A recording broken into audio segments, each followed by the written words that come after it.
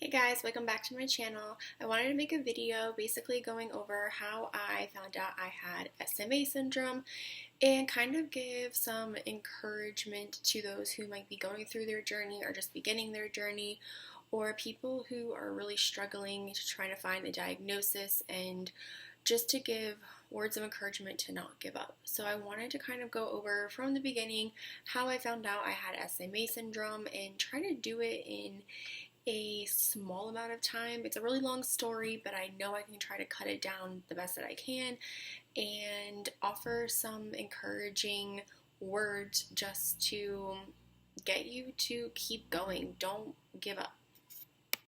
So basically, back in November of 2015, I started working as a 911 dispatcher for our county's sheriff department. And it was something I had worked for 4 to 6 months to really get in, and it was probably one of the hardest hiring processes that I ever had to go through.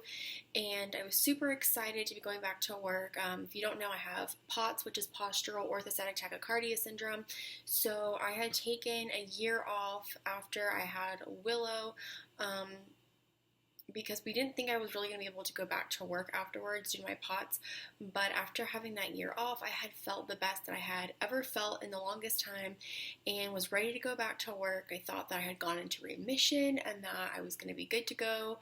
And this was like the first actual job that I was going to be working that wasn't retail, and was something that I would be able to make a career out of. So I was super excited. Once I had started the job, things kind of moved pretty quickly. I was the only one left after about a month that made it in our hiring round for 911 dispatchers. Everyone else had either been moved to a different department because they didn't pass, I guess, the training type of thing, or they were let go or they quit. So I was really excited to have progressed so fast and be able to move on to a shift, which means that I passed through all my training. So I got to a point in my training where had me on the schedule and I was getting ready to be released onto my shift, and my stomach started acting funny. And this was towards, I want to say, mid-December. And I thought I just caught a stomach bug that was going around the 911 dispatch center. And so I had called out of work, and then as time had gone on, I was still having those symptoms on and off. Whenever I would eat, I would become really nauseous. I would get full really, really quickly. Nothing would stay in, if you know what I mean. So I would kept having to go to the bathroom. And so I called it out of work a couple of times, or I left early for a doctor's appointment to kind of figure out what was going on, because at that point it didn't really seem like a stomach bug. So once I got to a certain point, things just kept getting worse, and I was losing a lot of weight, and then the brain fog kicked in, and then I ended up almost killing an officer because the brain fog was so bad. And so when I got to the point where I was actually on a shift, I had to be pulled back off because I had regressed in my training so much, and I had to keep calling out of work. So it got to a point where I actually was let go from the sheriff's department, which was probably one of the most upsetting things to a certain extent to be faced with, because I had worked so hard to get there. But at the same time, it was relieving because I was so sick all the time. I was losing so much weight. So after going to the doctors out here, they didn't really figure anything out. So they sent me to the Cleveland Clinic, and the Cleveland Clinic didn't really do anything except for confirm that I had POTS by doing another tilt table test, but they weren't able to figure out what was wrong with my stomach. Everyone kept saying it was IBS, and stress and anxiety, and my POTS causing the nausea and stuff like that. So I didn't really take that for an answer, because the fact that it had been going on for so long and all the medications that they were trying were not working, I decided to try somewhere else. And a nurse who's the mother of one of my friends who has POTS and gastroparesis recommended I go see this doctor down in Miami. So I went and saw the doctor down in Miami, and they he was actually an electrophysiologist, not a GI. So he was dealing with my POTS, but he recommended that I see this one doctor, and that did not end up happening because she was overbooked or something like that. So when I had my first appointment with the electrophysiologist, he admitted me into the hospital because I kept losing so much weight and my POTS was really, really bad. That had kicked back into full gear at one point because when the body's under extreme stress or trauma, the POTS ends up flaring up. So that came back. So he admitted me into the hospital where I had a heart catheterization done, I had a link monitor placed, colonoscopy and endoscopy, all within like a couple of days. So when I saw the GI in the hospital when I was admitted, they found out that I had celiac disease. So the simple test, it was literally probably like a year between being sick for so long and actually getting a celiac diagnosis. I had lost so much weight. I had lost a ton of weight. I was not eating at all. And so finally having the diagnosis of celiac was great because then I could start a gluten-free diet and then I would improve. So immediately when after I was at home, I started my celiac diet, gluten-free, cross-contamination, like everything was going perfect. I had gotten into the swing of things and was trying to just nurse myself back to health. So things were going great for a little bit. And then about 2 months after, I started having weird symptoms again. And it didn't feel like my usual like celiac symptoms, and I didn't think it was celiac because I had been so super cautious with cross-contamination and food and what I was eating that I didn't even cheat at all. I didn't cheat the slightest bit. The thought of cheating would never go through my mind because I knew how sick it made me, that it wasn't worth it to me. So I was doing really well with the celiac diet, but I started having symptoms again. And it wasn't like symptoms of like throwing up and stuff like that, but it was more like nothing would stay in again, and then I would become super constipated, which before it was just diarrhea, it wasn't really constipation. So I was having back and forth type of thing, and then whenever I would eat, I would feel super full, which I had with celiac, but this time it felt like a rock sitting up in the top of my stomach, and I would get severe stomach cramping, and there was a point where I did throw up, and it was just a really big mess. So I stopped eating again, and over time I had lost even more weight. All the weight that I had gained after I started the gluten-free diet, I lost it all, and then I kept losing. And so I went back to my GI for a follow-up, and they retested my blood work, and all of my levels were down. So at that point we knew it was not the celiac so much that was causing the issue, and so my GI kind of didn't really know what to do, but just kept saying, oh, it's got to be the celiac, oh, it's got to be the celiac, we can try on this medication, we can try on that medication. And I'm like, there's all this time that's been going by and no one's addressing the nutritional aspect of it. I'm losing all this weight. It's making my POTS worse. I'm fainting from lack of nutrition, and no one's really doing anything. They just want to try this and try that. I don't really have the time necessarily to try this and try that. I'm wasting away to nothing. So they kind of wanted to run more additional tests, but would want them like I wouldn't be able to have it from like a month from the time of that appointment because they were so booked up and stuff like that. So at that point I was just like, you know what, I'm done. Like, I'm not coming here anymore. No one's really taking me seriously. Everything's just kind of like, oh, it's just celiac. But I knew deep down that this was not celiac. I had friends and family tell me, maybe it's just stress, maybe it's just anxiety, maybe it's just this, maybe it's just that. And I'm like, I know my body. I know when something is not right. And I've never been wrong when it comes to something being iffy. Like, this is not normal. This is not what my usual is. Something's off. So I went ahead and just completely stopped going to my GI altogether and just kind of did my thing at home and just kept losing weight basically until I saw my electrophysiologist again, and he told me, you've got to get in to see this doctor in Miami. They actually work in the same center, which is the hospital, University of Miami Hospital. They work in the same area basically, but this doctor was more critical care, trauma surgery, cancer, all that kind of stuff.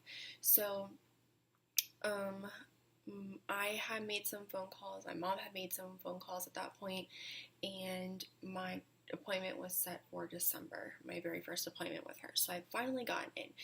At this point, it had been August, September, October, November, December.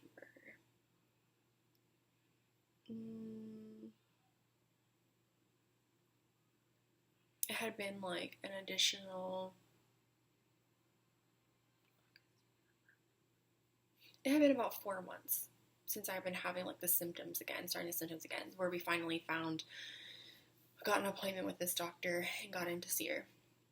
So at that point, I had weighed, I want to say, 126. Was a 126 pounds at the end of December. So my appointment was at the end of December. I went ahead and went in for my appointment, and she had said, you're supposed to be 140 pounds. Your blood work, because they had blood work from when I was in the hospital, and also from my GI, and it showed that I was severely malnourished, and that my 24-hour urine sample showed that I had basically no muscle mass. It had broken down to where I was basically like nothing. So she went ahead and said, we're going to order a CAT scan or a CT scan of the stomach because I have a feeling you have what is called superior mesenteric artery syndrome, which she believed was caused by celiac disease. So basically, there you have your small intestine, you have like the different parts of your small intestine, and you have an artery and an aorta. And when you lose a bunch of weight, you don't have the fat pads between the aorta and the artery anymore. So those two things crush the small intestine in between. And it stops food from being able to pass from the stomach through the small intestine, therefore creating stomach cramping and nausea and stuff like that, and constipation. So I went ahead and got my scan done, and more blood work and stuff like that, and I was supposed to have my follow-up at the end of January, and that ended up not happening. She ended up having to cancel because she got really, really sick, so I had to wait an additional 3 weeks. So in the meantime, I had lost even more weight. So finally, I went to my appointment, and I took Steve with me, and it was on Valentine's Day that we had my follow-up appointment, and I'm thinking, okay, we're just going to go there, she's going to say, TPN, tube feeding, because that's what she had mentioned. If I had SMA syndrome, that's what we would do. If not, then we would just do a GJ tube. So she went ahead and looked at everything and was like, you have SMA syndrome, and you are down to 113 pounds, which means in 6 weeks you have lost, I want to say that was like 13 pounds or something like that in 6 weeks. She's like, I have to admit you into the hospital. There is no way that you can keep going on like this. The only reason why that your husband is not carrying you in here is because of your saline therapy, because I was doing saline therapy for POTS. So I was alive because of saline. That was it. And so she went ahead and admitted me, and I started TPN, and I've been on TPN ever since, and it is now April. So from February to April, I'm still on TPN to gain weight. The amount of going back and forth between doctors from then until now was probably the most discouraging thing ever, because nobody believed that there was actually an issue. I had tried Ensures, I had tried smoothies, I had tried liquids and stuff like that, but nothing would stay in, and everything hurt my stomach. So why I would have diarrhea after I would actually have protein, like Ensure and stuff like that, is because the body does not remember how to process the protein. Therefore, it just kind of goes in and it goes out. It expels anything that is nutrition. So I would also have the constipation really bad when it came to solids and stuff like that, because the body, it could not process it through. There's basically a blockage in the stomach. So I don't know what would have happened. Well, I know what would have happened if I didn't go see this doctor. I would have died. SMA syndrome is not something to mess around with. The mortality rate is insane. The more awareness that is brought to it, the more people's lives will be saved. But so many doctors misdiagnose and don't treat with nutrition. They are just like, oh, it's just IBS. Oh, it's just this. Oh, it's just that. Nobody really diagnoses with SMA syndrome. It's extremely rare. About 0.013 to 0.03% of the population has actually been diagnosed with superior mesenteric artery syndrome. So it's that rare that not many people are diagnosed, and there is a list that's just growing of people who die from it because you starve to death. And I think that is terrible that doctors just pass everything off as IBS and everything off as anxiety and stress. And so if you are going through something that you just feel like giving up on, that no one's listening to you, and you know in your heart that something's wrong, do not give up, because it could literally mean life or death. And if it weren't for my kids, I probably would have brushed it off and just let myself go. Steve kept pushing me, you have to do your saline, you have to do your saline, at that point where I was eating absolutely nothing and just dropping weight. And I was at the point as well where I did not want to do it anymore. I wanted to die. I was done. I was so tired of hurting and basically paying consequences for eating. I was tired of crying in pain all the time, where I was just done with life. I was completely and totally done. And Steve was like, no, you gotta keep up with your saline, keep up with your saline. Just keep pushing through. You gotta keep up with your saline. And because of that, I'm still here. Because I did not take no for an answer. Because I did not sit and let doctors tell me what my body's feeling. I'm still here. And if you are going through something where you feel like, there's just no hope, stop. Because your life is worth so much more than that. And the pain that you're feeling is real. It is not in your head. It is not something that you just made up. It's not for attention. Your pain is valid, and you feel the way you feel for a reason. So do not ever give up. There is always going to be someone out there that is going to listen to you. There is a doctor out there who will fight for you and will push for you and who believes you. You just have to find it.